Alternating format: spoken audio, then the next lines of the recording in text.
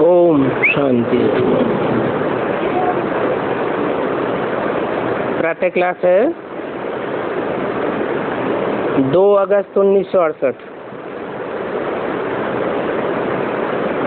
रूहानी बच्चों के प्रति अथवा ब्राह्मणों के प्रति, क्योंकि ब्राह्मण ही रूहानी बच्चे बनते हैं। तो ब्राह्मण कहें व रूहानी बच्चे कहें, बात एक ही हो जाती है। अभी इस पुरुषोत्तम संगम युग पर आत्माएं पुण्य आत्मा बन रही है। ये है ब्राह्मण कुल, और पुण्यात्मा बनने वाले ही ब्राह्मण कहे जाते हैं। और ब्राह्मण बनते भी हैं गरीब। बाप भी गरीब निबाज गाया हुआ है। तो गरीब ही आकर के बाप से बरसा लेते हैं।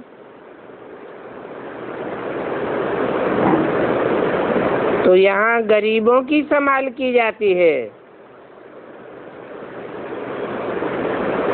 हम जिन्स हैं,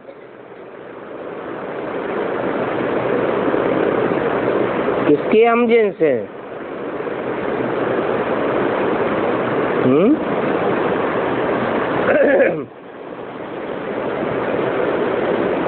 हम जिन्स किसे कहा जाता है?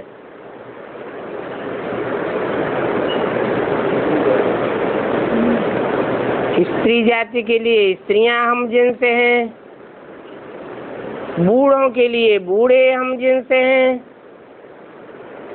कुमारों के लिए कुमार हम जिन्स हैं।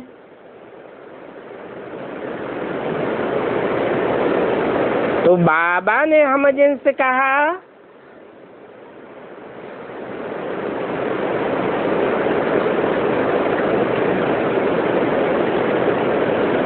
अपने लिए और बच्चों के लिए।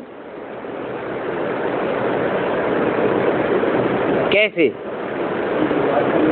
शिव बाबा परमधाम से आता है, उसे गरीब कहें,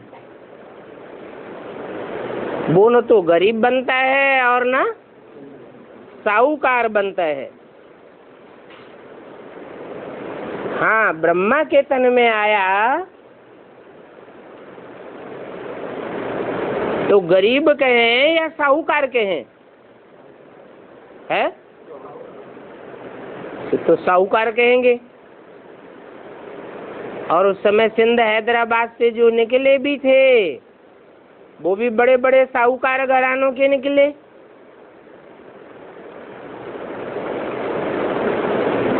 परंतु ड्रामा प्लान अनुसार जो भी निकले,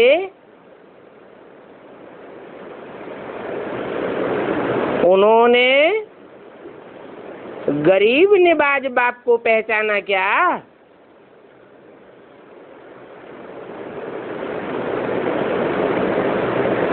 साहूकार में आया वो तो पहचाना, लेकिन गरीब निबाज के रूप में बाप आया, उसको तो नहीं पहचाना। तो देखो, बाप भी हम जिन्स है। गरीबों को हमेशा साहूकार लोग दान भी करते हैं। अपन जो ब्राह्मण हैं, आते हैं, मालूम पड़ता है ये बहुत गरीब हैं,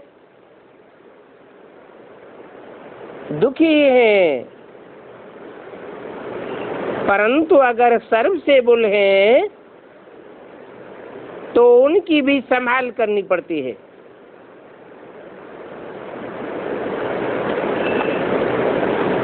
वो फिर सेंटर की ब्राह्मणी को जांच रखनी है।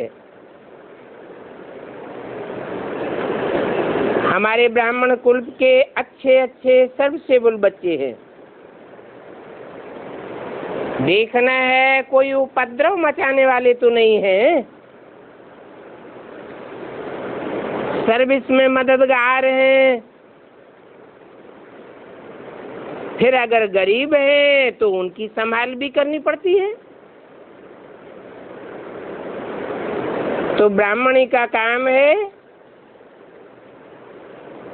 ऐसे गरीब बच्चों का समाचार लिखना।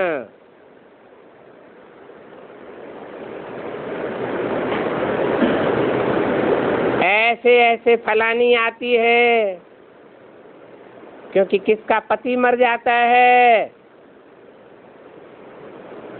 वह कारण या कारण पति का साथ नहीं रहता है, तो जांच रखनी होती है।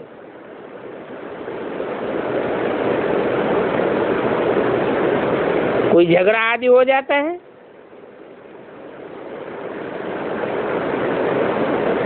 तो अगर वह ब्राह्मण होकर के भी कोई साहूकार से भीख मांगे, ये शोभेगा नहीं। हर एक अपनी अपनी जाति के लिए मदद करते हैं ना।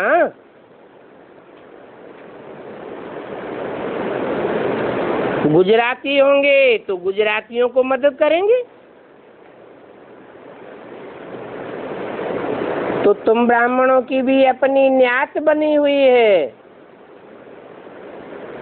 बिरादरी है। और ये गरीबों की बिरादरी है। बच्चे गरीब है, पति कमा नहीं सकता है, बुद्धि अच्छी नहीं है, परंतु ज्ञान में अच्छी सर्विस करते हैं और सेवा भावी भी हैं। तो ऐसों को फिर मदद करनी चाहिए, लिखना चाहिए। ऐसे ऐसे आते हैं तो उनकी संभाल करनी पड़ती है। बाकी पुरुषार्थ तो सभी करते हैं। जितना जितना पुरुषार्थ करेंगे उतना ऊंच पद पावेंगे। और इस संगम युग पर ही बाप को गरीबों पर तरस पड़ता है। तो जो हेड ब्राह्मणी है उनको पूरी पूरी जांच करके समाचार देना चाहिए, संभाल करनी चाहिए। बाकी ज्ञान और योग की पढ़ाई तो चलनी ही है। जब तक तुम ब्राह्मणों की सेना वृद्धि को पाए,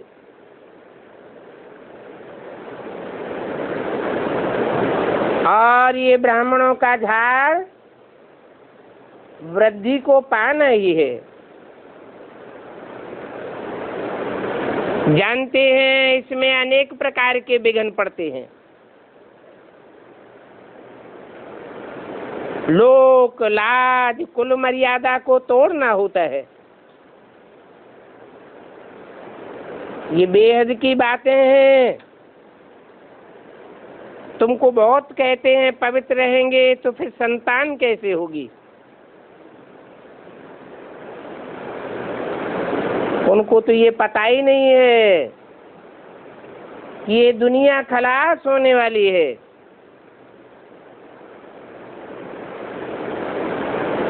ये विषय संतान की दुनिया नहीं रहेगी। वहां सतयुग में रावण होता ही नहीं है। रावण रुलाने वाले को कहा जाता है।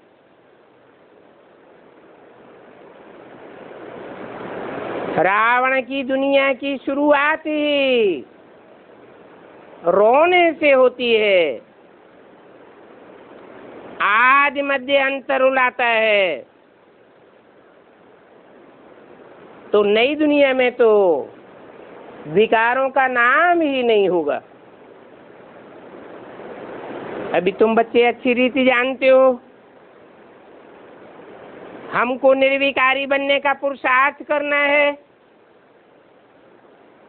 और औरों को भी कराना है। दृष्टि को, वृत्ति को, कर्मेंद्रियों को निर्विकारी बनाना है और दूसरों की सर्विस करना, ये भी हर एक की अपनी अपनी तकदीर के ऊपर है। क्योंकि कर्मणा सेवा की भी मार्क्स तो मिलती है ना। मानो कोई कारपेंटर की सर्विस करते हैं, फिर भी ज्ञान तो लेते हैं ना, अपना कल्याण अच्छी रीति करते रहते हैं। और परवरिश तो यहाँ होती ही है। कोई अनुभव करते हैं कि हमारी घर में भी इतनी परवरिश नहीं होती थी जितनी यहाँ हो सकती है। तो संभाल तो करनी है। शरीर तंदुरुस्त होगा तो कोई भी सर्विस कर सकेंगे। जो सर्विसेबल बच्चे होते हैं उन पर प्यार भी रहता है। जो घोड़ा बहुत अच्छा होता है तो मालिक खुद उसको पुचकार के मालिश करके खिलाते हैं। बाबा तो इन बातों का बहुत अनुभवी है। बाकी सभी तो एक समान नहीं होते हैं, सभी की अपनी अपनी चाल होती है। कोई ऐसे भी होते हैं जिनका जानवरों पर बहुत प्यार रहता है। यहाँ तो तुम्हारा अपने ब्राह्मण कुल पर बहुत प्यार होना चाहिए, क्योंकि तुम दैवी राजधानी की चलन वाले हो। फिर उसमें अपना पुरुषार्थ अनुसार पद पाना है। खुद भी समझ सकते हैं, हम जितना जितना याद की यात्रा में रहेंगे उतना अपना कल्याण करते रहेंगे। और याद की यात्रा ही मुख्य है। स्टूडेंट टीचर से पढ़ते हैं तो टीचर से योग लग जाता है ना। टीचर याद आता रहता है। कहते हैं फलाना टीचर हमको पढ़ाते हैं, तो ये याद रहेगी ना। परंतु वो टीचर होते हैं अल्पकाल के लिए। बहुत में बहुत करके एक जन्म के लिए उनकी याद रहेगी। उन टीचर से अल्पकाल का वर्षा मिलता है। और ये ऐसा बेहद का टीचर है जिससे जन्म जन्मांतर का तुमको वर्षा मिलता है। तो इस टीचर को तो अंत काल तक याद करते रहना है। ये बेहद की याद है और उनसे बेहद का वर्षा मिलता है। याद से ही विकर्म विनाश होते हैं। तो मुख्य बात याद की है। इस याद की सब्जेक्ट में ही बच्चे कमजोर रहते हैं, क्योंकि ये ऊंची पढ़ाई है। जिसको याद करना है वो भी ऊंचे से ऊंचे है। कोई डिफिकल्ट सब्जेक्ट होती है। उस डिफिकल्ट सब्जेक्ट में कोई बच्चे कम मार्क्स उठाते हैं, नापास हो जाते हैं। परंतु ये पढ़ाई तो बहुत सहज है। फिर ये भी बता देते हैं कि इस पढ़ाई की प्रैक्टिकल में ही माया का मुकाबला बहुत होता है। माया पहलवानों से और ही पहलवान होकर के लड़ती है। ऐसे नहीं अहंकार करना चाहिए कि मैं बहुतों को समझा सकता हूँ, बहुत सर्विस करता हूँ, परंतु हर एक बात में अपना रजिस्टर चेक करना होता है। ऊंच पद मिलना है याद की यात्रा से। ऐसे तो समझाने में बहुत बच्चियां तीखी हैं, परंतु मुख्य बात है याद की। और इस याद की सब्जेक्ट में भी विविचारी याद और अविविचारी याद की बात है। इसमें बहुत मेहनत है। जितना जितना रुस्तम बनेंगे उतना ही जोर से माया वार करेगी।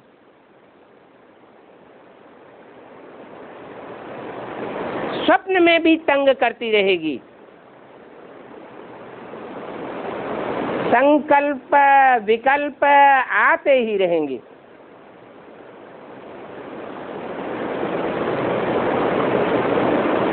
बॉक्सिंग जब होती है तो उसमें भी 3rd ग्रेड 1st ग्रेड होते हैं ना, तो सभी बातों में ऐसे ग्रेड्स होते हैं। सतो रजो तमो तो होते ही हैं। लड़ाई में भी ग्रेड्स होते हैं। एम रहता है कि हम बड़े कमांडर बने। अधिकारी ऊंचे और नीचे होते हैं ना, ये भी रूहानी मिलिट्री है।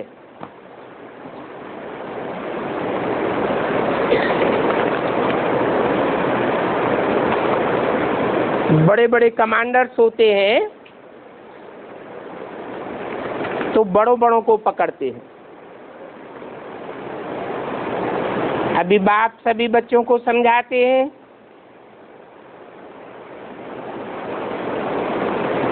ऐसे नहीं कि समझाने वाले हम हैं। कोई म्यूजियम में सर्विस करते हैं, परंतु सर्विस करने वालों का याद का योग का कुछ भी ख्याल नहीं रहता। इस याद की बात में माया अच्छी रीति पकड़ लेती है, पछाड़ती है, घड़ी घड़ी याद बुलाई देती है। कि तो जानते हैं कि पुरुषार्थ करते करते आखिरी इनकर्मातीत अवस्था को पाना है।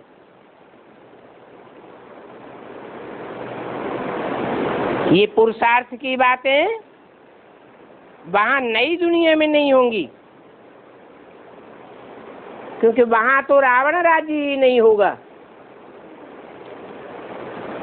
यहाँ रावण संप्रदाय का अपोजिशन बहुत होता है, तो पुरुषार्थ भी बहुत करना पड़ता है। माया का पांप बहुत भारी है। इसको कोई ईश्वर का पांप नहीं कहेंगे। माया का पांप घड़ी घड़ी हमारी बुद्धि को खींच लेता है। तुम जानते हो कि तुम्हारा ईश्वरीय पांप तो सतयुग में होगा। हीरे जवाहरातों के ऑटोमेटिक महल बनेंगे। यहाँ तो ये माया का पांप है अल्पकाल का। तो मनुष्य कहते हैं यहाँ ही स्वर्ग है। उन बेचारे मनुष्यों को कुछ भी पता नहीं है कि स्वर्ग तो नई दुनिया को कहा जाता है, ये तो पुरानी दुनिया है, यहाँ स्वर्ग कहाँ से आया। स्वस्थिति में टिकना ही कितना मुश्किल हो जाता है,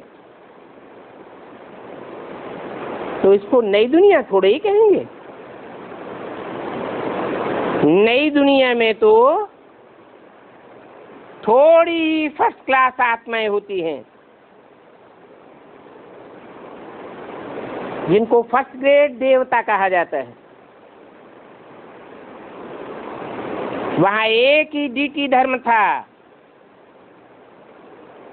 दूसरा अपोजिशन करने वाला कोई भी द्वैतवादी धर्म नहीं था। यहाँ तो देखो माया का कितना पंप है, 100 मार के मकान आदि बनाते रहते हैं। स्वर्ग में तो इतनी मंजिल के मकान नहीं बनते हैं। यहाँ तो बड़े बड़े महल, एरोप्लेन, बिजलियां आदि देख करके बुद्धि भड़क जाती है, सोचते हैं इसी दुनिया में स्वर्ग है। ये माया का पंप दिन प्रतिदिन बढ़ता जाता है, ये भी जानते हो कि 5000 वर्ष की सृष्टि में ये माया का पंप 100-200 वर्ष का है। बाप जो नई दुनिया बनाते हैं उसमें ईश्वरीय पंप तो 2500 साल चलता है।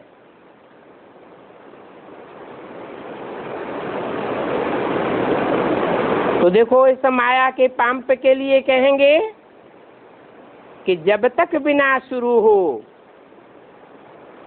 तब तक ये पंप चलता रहेगा। इसको कहेंगे पिछाड़ी का पंप। जब माया जाने वाली है तो पिछाड़ी में अपना शो करती है।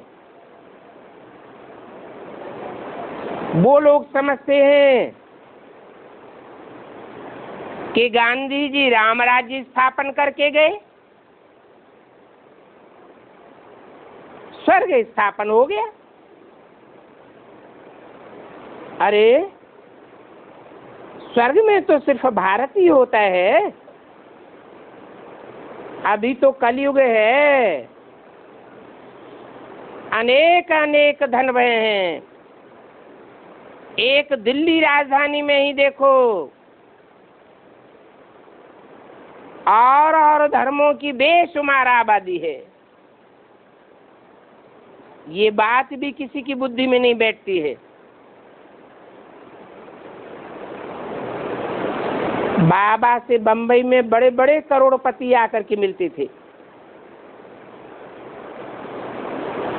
वो भी समझते तो हैं कि ये दादा सिंध हैदराबाद का था। उनके इतने सेंटर्स हो गए हैं, तो उस दादा से मिले तो सही ना। फिर मिलते थे तो कहते थे दादा हम तो जैसे स्वर्ग में बैठे हैं। बंबई की ऊंची ऊंची महलमाड़ियां अटारियां उनको स्वर्ग दिखाई देती हैं। लाखों लाख की मोटरें आदि हैं, बड़ी बड़ी बिल्डिंग्स हैं, आना जाना एरोप्लेन में होता है। कोई प्रकार की जीवन में तकलीफ महसूस नहीं करते हैं,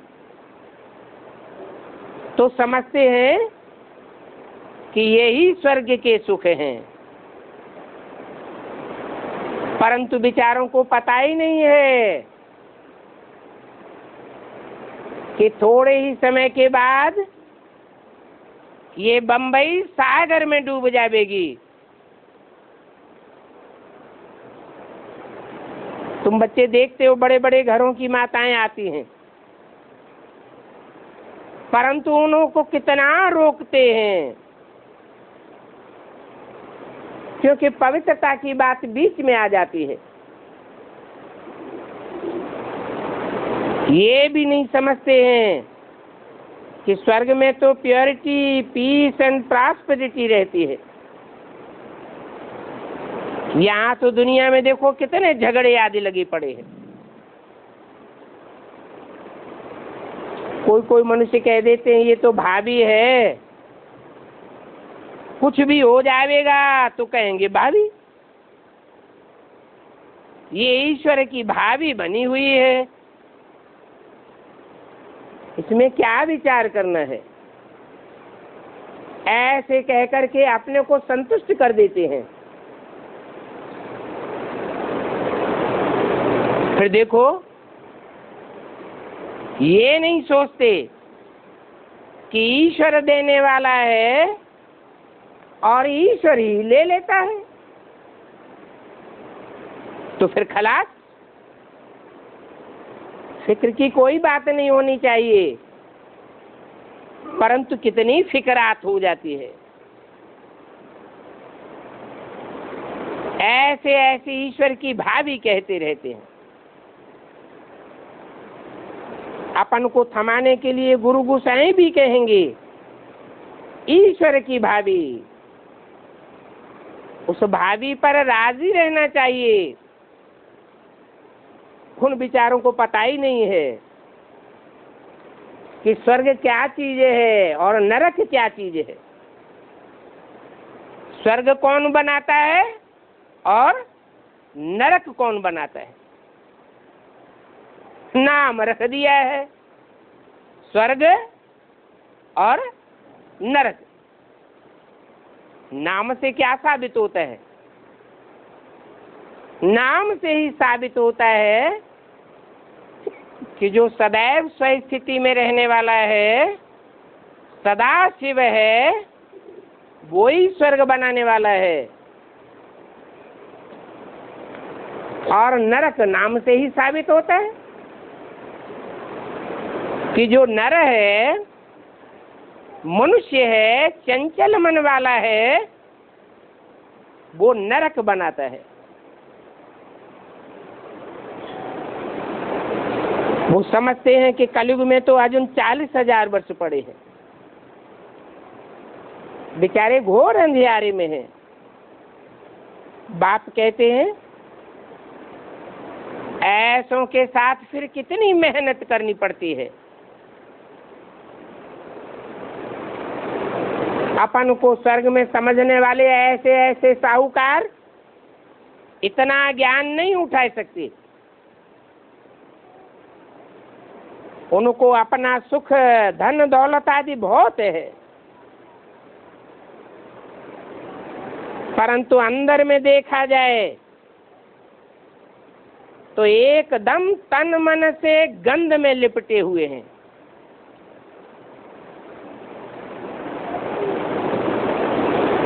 अभी वह कचरा बाप आकर के निकालते हैं।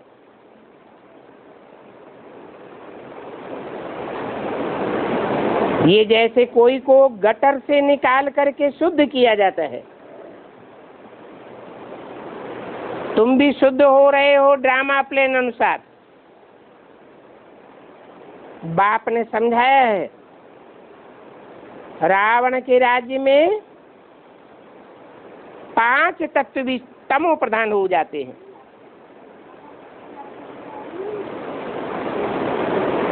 आत्माएं भी तमो प्रधान हो जाती हैं। तत्व तो जड़ होते हैं, आत्माएं तो चैतन्य हैं, परंतु चैतन्य आत्माएं भी जड़त्वमयी बुद्धि वाली बन जाती हैं। फिर उनका नाम रख दिया है मंदोदरी। कैसे उदर वाली?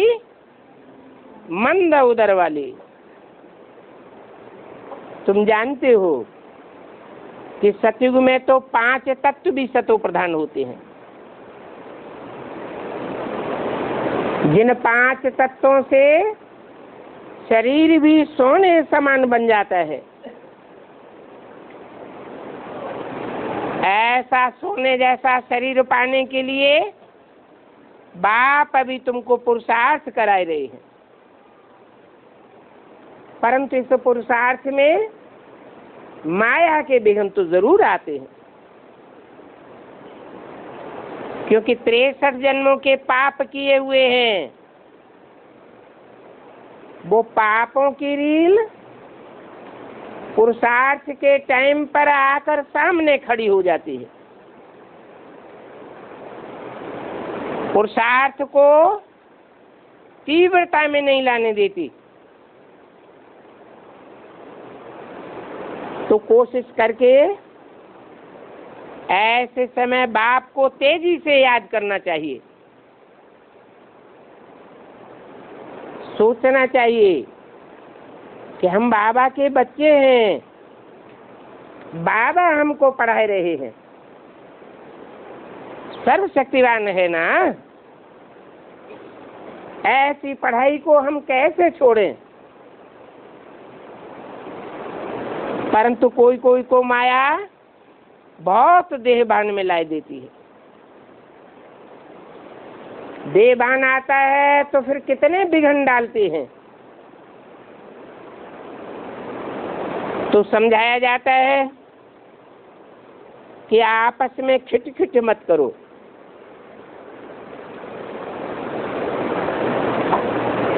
ब्राह्मणी को उल्टा सुल्टा मत बोलो।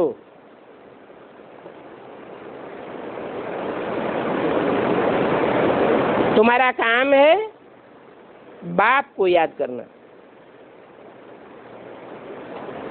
तुम अपनी खामियों को भरते रहो,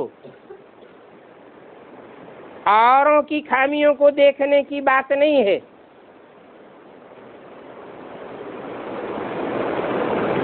बाप बताते हैं कि यहाँ रहने वालों से भी गृहस्थ व्यवहार में रहने वाले ऊंच पद पाए सकते हैं। ब्राह्मणी भी कोई राजा कुमारी बनेगी, कोई प्रजा कुमारी बनेगी, तो क्यों बुद्धि को खिट में डालना चाहिए। पहले तो उन बच्चों को ड्रामा अनुसार भट्टी में पढ़ना ही था। भट्टी में पकने के लिए आए, उसमें भी देखो कितने विघ्न पड़े। सारी विलायत तक आवाज पहुंच गया। ब्रह्मा कुमारियों का नाम ही सुन करके कितना डर जाते थे। ये कब की बात है? आज की बात। जो आज में सो अंत में। अभी किसका नाम सुन करके डर जाते हैं? अभी तुम बच्चों का नाम सुन करके डर जाते हैं। कहते हैं शंकर पार्टी है, विनाश कराई देगी। ये जादू सिखाते हैं, बड़े बड़े तांत्रिक हैं। अब बाप तो कहते हैं कि मैं जादूगर भी हूं। सेकंड में मनुष्यों को देवता बनाना, ये जादू ही काम हुआ ना। अभी तक भी वो देखो आवाज चला आ रहा है। अखबारों में तो बहुत महिमा भी लिखते हैं। फिर कोई ने अगर अखबार वालों को 2 पैसे दे दिए तो वो भी उल्टा सुल्टा लिख करके बकवास करने लग पड़ते हैं। खास ये सन्यासी शंकराचार्य आदि तो तुम्हारे बड़े बड़े दुश्मन हैं। कितने बड़े बड़े मठ पंथ बनाकर बैठे हैं। उन्हों के पास तुम्हारी चिट्ठियां भी गई हुई हैं। वो तो अपन को बहुत ऊंच समझते हैं।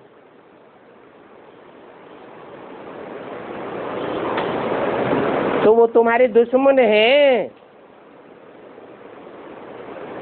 अंदर से समझते हैं भी हैं कि ये सच्चाई के पट्टे पर हैं,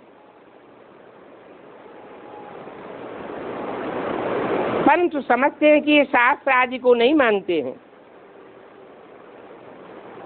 और फिर दूसरे हैं ये आर्य समाजी दुश्मन,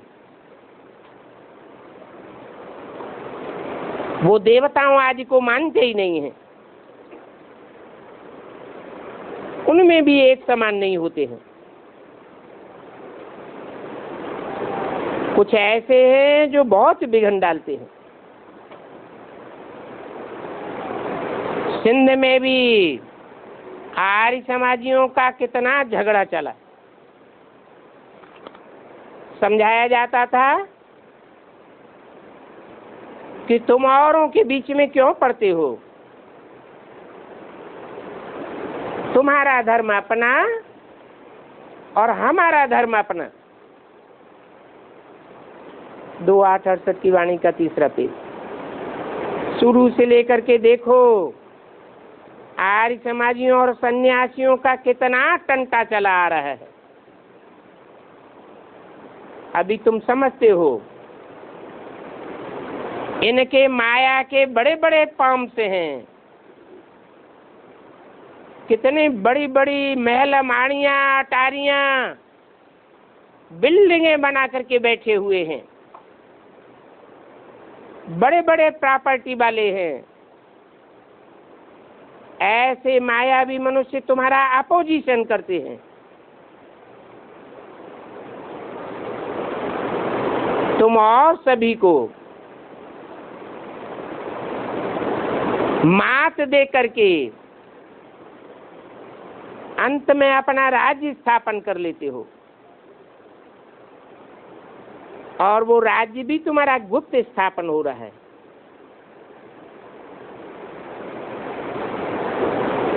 ये है तुम्हारी गुप्त रूहानी सेना। अननोन वॉरियर्स हो बट वेरी वेल नोन हो। वो लोग वंदे मातरम का अर्थ तो समझते ही नहीं है। जड़ जमीन को समझ लेते हैं वंदे मातरम। एक तरफ देवियों की पूजा भी करते रहते हैं, परंतु समझ करके पूजा नहीं करते हैं। ये नहीं समझते हैं कि इन देवियों ने ही भारत को स्वर्ग बनाया है। वो सन्यासी तो कहते हैं स्त्री नरक का द्वार है, तो उनको कहेंगे आसुरी मत। माया की मत पर कहते हैं कि ईश्वर सर्वव्यापी है। तुम बच्चे इन सभी बातों को जानते हो। कल्प कल्प ये होता आया है, इसमें कोई नई बात नहीं है। कितने विघ्न आदि पड़ते हैं। इन अखबारों के द्वारा कितना हंगामा होता है। सिंधी अखबारों में भी क्या क्या डालते थे। अभी तुम प्रदर्शनी आदि करते हो, समझते हो पुराना वायुमंडल ठीक होता है। ये भी नई बात नहीं है। जानते हो कि स्थापना में टाइम तो लगता है, आधा कल्प का सिर पर बोझ है। उन विकर्मों को विनाश करने के लिए मेहनत चाहिए। फिर अगर विकार में गिरते हैं तो सारी की कमाई चट हो जाती है, फिर और भी विघ्न पड़ने लग पड़ते हैं। तो देखो ये अनादि ड्रामा बना हुआ है। इतने अनेक धर्म हैं, वो फिर नहीं होंगे। इन सभी के विनाश का प्रबंध किया हुआ है, और ये प्रबंध वैसे ही किया हुआ है जितना कल पहले किया था। बच्चियां कहती भी हैं, बाबा हम आपसे कल पहले भी मिले थे बेहद का वर्षा लेने के लिए। अब सभी बच्चों को स्वर्ग का वर्षा तो मिलना ही है, पुरुषार्थ भी करते हैं, नंबरवार पुरुषार्थ अनुसार कहा जाता है। बाप भी कहते हैं कि बच्चे नंबरवार पुरुषार्थ अनुसार सर्विस करते रहते हैं, माया विघ्न भी डालती है, क्योंकि देवान आने से माया कहीं न कहीं फंसाए देती है। इसलिए बाप कहते हैं देह सहित देह के सभी धर्मों को भूल जाओ। अगर देह के धर्मों को, देह के संबंधों को बुद्धि से भूलेंगे नहीं तो माया भरम आएगी, विघ्न डालती रहेगी। इसलिए कहते हैं कि जीते जी मरना है, क्योंकि तुमको श्रीमत पर चल करके बाप के पास जाना है। राजधानी तो स्थापन जरूर होनी है, ये भी तुम बच्चे समझते हो कि कोई कोई ऐसे भी होते हैं पुराने पुराने जो अपने धर्म के बड़े पक्के रहते हैं।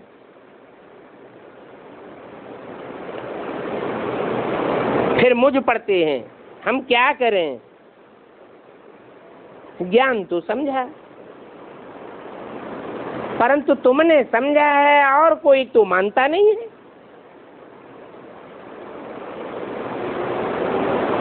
बाबा कहते हैं कि अगर तुम भी शादी आदि नहीं करावेंगे तो तुम्हारे सभी दुश्मन बन पड़ेंगे। इसलिए बल पार्ट बजाओ, किसी को खुश करने के लिए भले पूजा आदि भी करो। अंदर में अगर ज्ञान भरा हुआ है तो बाप की याद जरूर रहेगी। शिव बाबा को याद करते रहो, बुद्धि योग शिव बाबा से लगा रहे। बाकी खुश करने के लिए कोई को भी चलाते रहो। ये तो जानते हो कि याद से ही आत्मा को पावन बनना है। बाकी बाबा की कोई मना नहीं है, वो ही मालिक है। बाप मालिक होता है ना,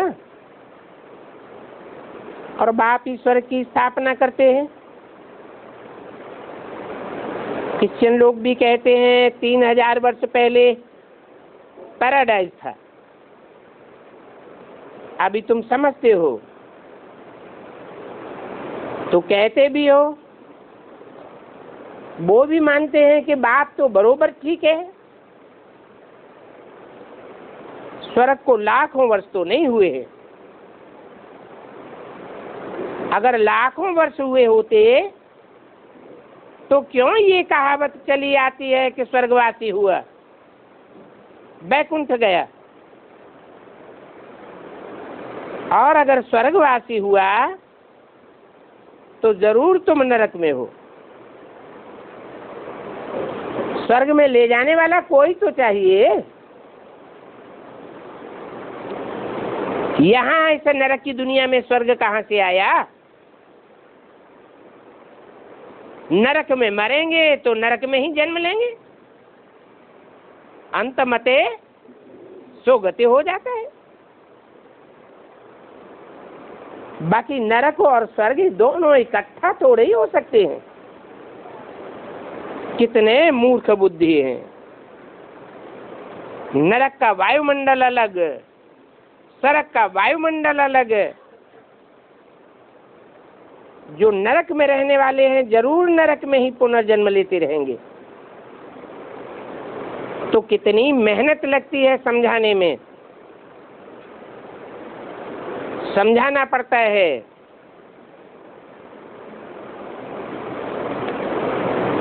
कि जड़ तत्व कोई वायुमंडल को नहीं बनावेंगे, तुम चैतन्य आत्मा ही वायुमंडल को बना सकती हो। शुद्ध वायुमंडल बनावेंगे और शुद्ध वायुमंडल में तुम शरीर छोड़ेंगे तो जरूर स्वर्ग में न जन्म लेंगे। हर आत्मा का अपना अपना वायुमंडल बनता है, अच्छे संकल्पों का या बुरे संकल्पों का। तो अच्छे संकल्पों का जिसका वायुमंडल लंबे समय का बन जाता है, अंत समय में जब शरीर छोड़ेंगे तो जरूर स्वर्ग की दुनिया में जाएंगे। बाप के पास बच्चे आते हैं, बाप को बच्चे कितने प्रिय लगते हैं।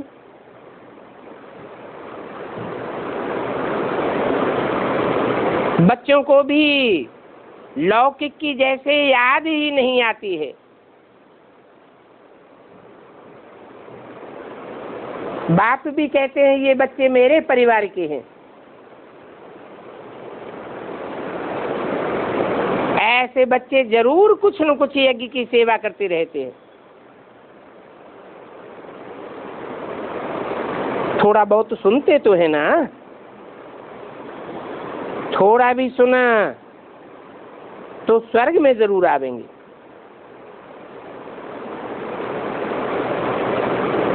हाँ,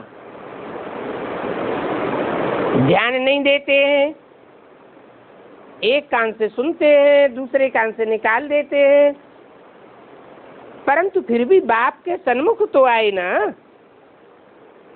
तो कहेंगे पाई पैसे की प्रजा बन जाते हैं। बाप कहते हैं ये भी अच्छा। जो कच्चे कच्चे बच्चे होते हैं उनको तो माया एकदम हप कर लेती है, नाक से पकड़ करके रगड़ती है। फिर कह देते हैं ड्रामा की भाभी,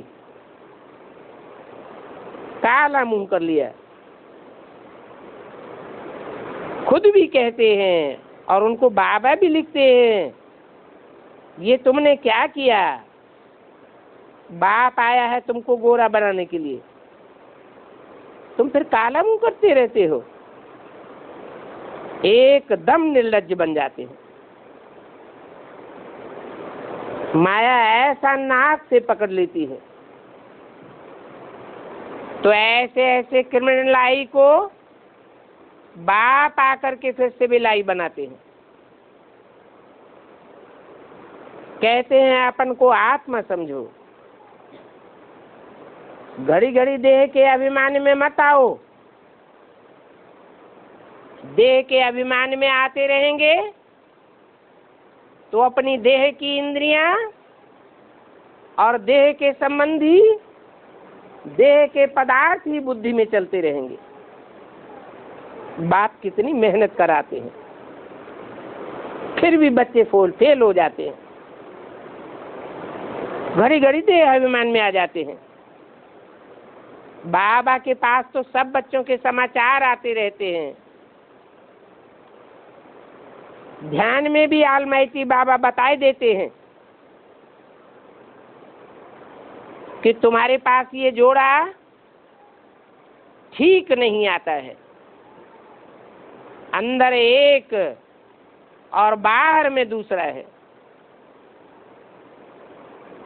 ऐसा जो अंदर में एक और बाहर में दूसरा होकर के ब्राह्मण परिवार में पार्ट बजाते हैं, वो बहुत खौफनाक खतरनाक होते हैं। बाप बताए देते हैं इनकी दृष्टि वृत्ति अच्छी नहीं है, इनको आने मत दो, फिर वो जरूर खबरदार हो जाएंगे। तो देखो ध्यान में फायदा भी हो जाता है, फिर कहाँ कहाँ माया धोखा भी बहुत दे देती है। तो बाप कहते हैं कि ये ध्यान कोई बड़ी बात नहीं है,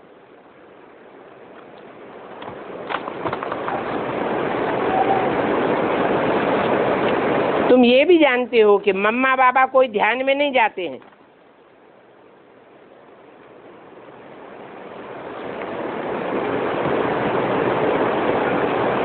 तो ध्यान में जाने वाले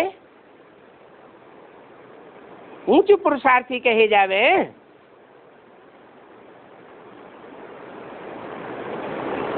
आज में अच्छी अच्छी बच्चियां कितना ध्यान में जाती थी,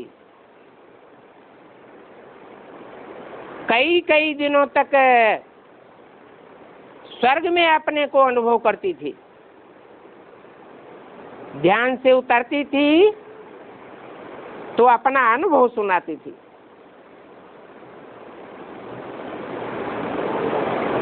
परंतु आज देखो उन बच्चियों का क्या हाल है,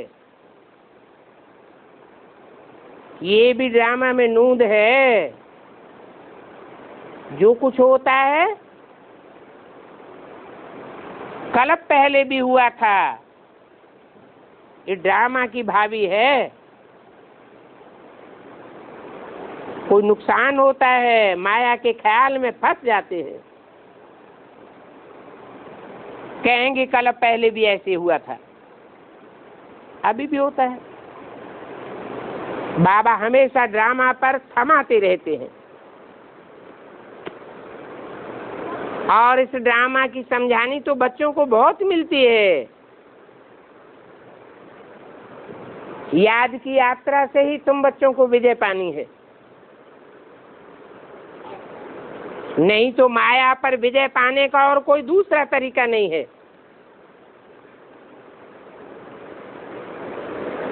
फिर भी यहाँ आए हो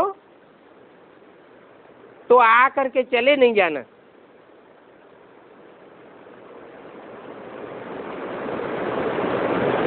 ऐसे ऐसे जाने वाले फिर अभी तक भी मिलते रहते हैं, जिनको माया खा जाती है। गायन भी है शास्त्रों में, गज को ग्राह ने खाया। गज हाथी रूपी महारथी को कहा जाता है, ये माया रूपी ग्राह है जो ज्ञान जल में ही रहता है।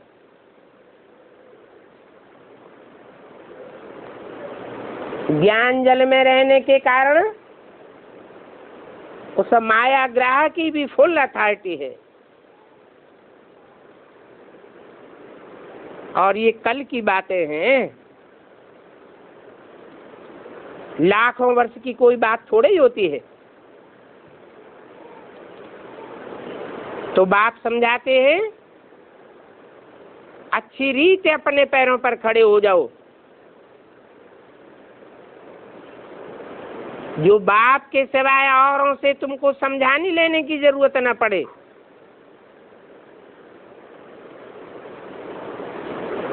नहीं तो और सब स्वार्थी है, स्वार्थ की बात बतावेंगे, नुकसान हो जाएगा। तूफान माया के बहुत जोर से आते हैं, माया भी देखती है कहाँ तक ये मजबूत है।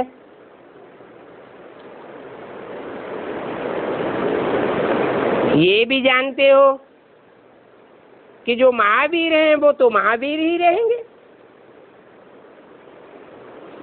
क्योंकि माया जब तूफान लाती है तो महावीरों का तो पुरुषार्थ और भी तीखा हो जाता है। आदिदेव को महावीर कहते हैं ना, जैनी लोग आदिदेव को महावीर कहते हैं।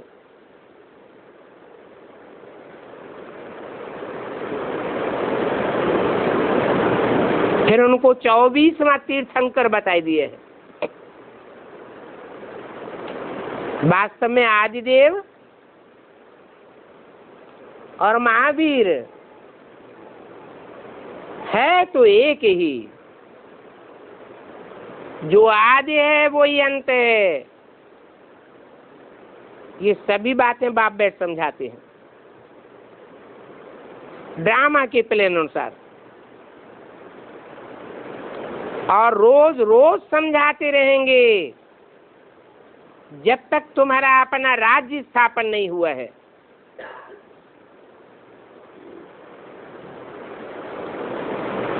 वो होता है हद का राजस्थान, और तुम्हारा ये है बेहद का राजस्थान।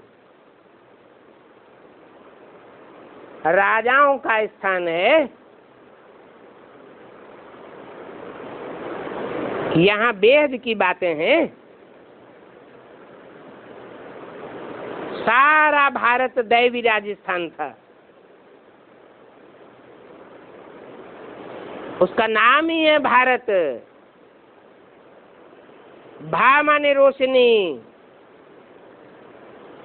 रथ माने लगा हुआ, अर्थात ज्ञान की रोशनी में जो भी लगे रहते हैं, जिनकी बुद्धि ज्ञान में ही रमण करती रहती है, उनको कहेंगे भारत और भारत की भुजाएं।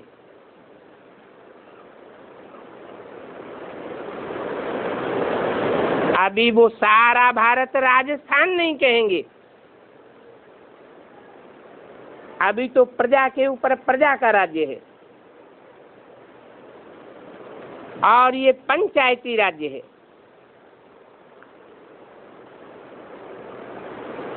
पांडवों का राज्य, कौरवों का राज्य, यादवों का राज्य, ये भी समझाना पड़ता है।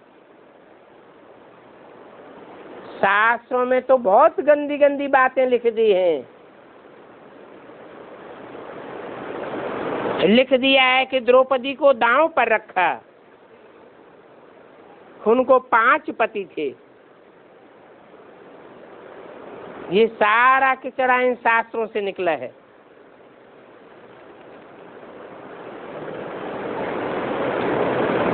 यहाँ भी बहुत हैं।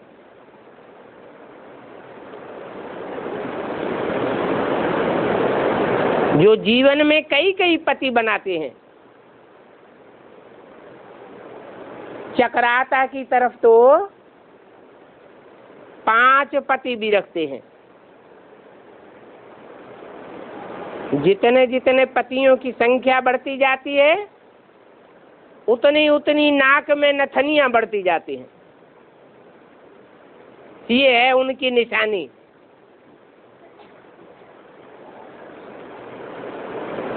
पति बनेगा तो कंट्रोल तो करेगा। कितनी नॉनसेंस बातें हैं। सुनने वाले तो बड़े खुश होते हैं, तालियां बजाते रहते हैं। तुम समझते हो ये सब भक्ति मार्ग के गपोड़े हैं। भक्ति मार्ग में बुद्धि कितनी चकराती है। बुद्धि जब चक्कर खाती है तो यादगार चकराता बनाई दिए है। बाप बताते हैं ये शास्त्र आदि पढ़ना दुर्गति का रास्ता है। ये दुर्गति शास्त्रों से होती है। शास्त्र बनाने वाले ढेर के ढेर मनुष्य गुरु हैं। भक्ति से दुर्गति होती है। बाप आकर सभी की सदगति करते हैं। बाप जो कुछ सिखलाते हैं वो बिल्कुल एक्यूरेट। तो बताते हैं मीठे मीठे बच्चों, अपन को आत्मा समझो। मैं ही पतित पावन हूँ। तुमने मुझे बुलाया है तो मैं आया हूँ पावन बनाने। ऐसे नहीं कि मेरे आने का मकसद ज्ञान सुनाना है, ब्रह्मा के तन में आकर ज्ञान सुनाकर चला जाता हूँ। नहीं, क्या मकसद है? मकसद है ज्ञान के जरिए मन बुद्धि रूपी आत्मा को पवित्र बनाता हूँ। ज्ञान को जल कहा जाता है। मन बुद्धि रूपी आत्मा पावन बनती है तो कर्म इंद्रियों से श्रेष्ठ कर्म करती है। कर्म श्रेष्ठ होते हैं तो वायुमंडल अच्छा बन जाता है।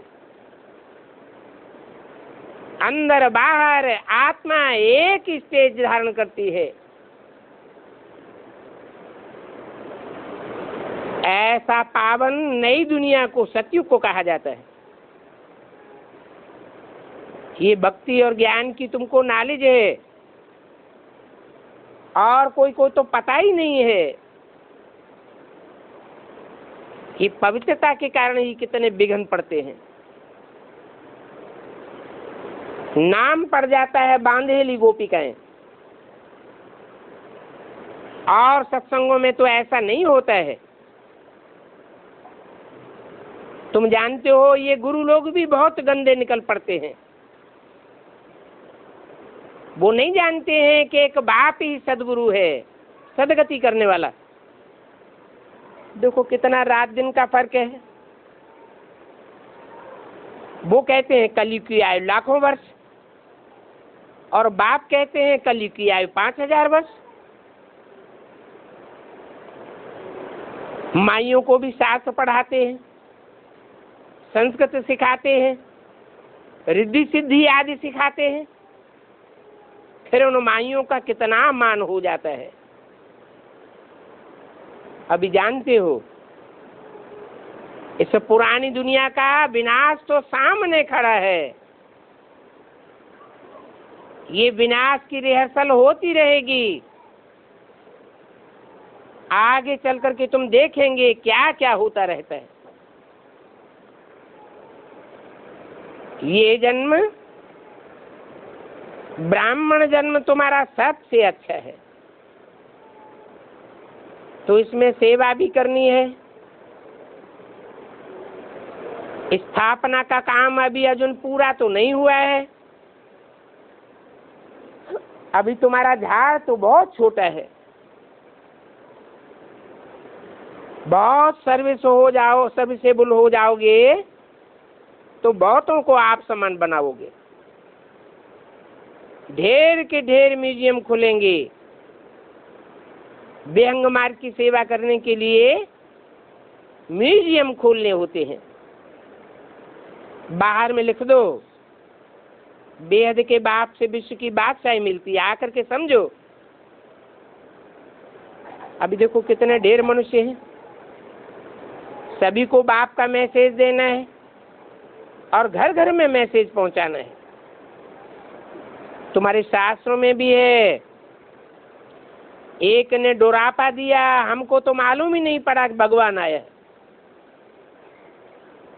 तो बाप तो हर तरह से समझाते हैं। कोई नए बच्चे भी अच्छा पुरुषार्थ करने लग पड़ते हैं। स्थापना तो जरूर होनी है, इसमें संशय बुद्धि कब नहीं बनना चाहिए। सदगुरु अकाल मूर्त कहा जाता है।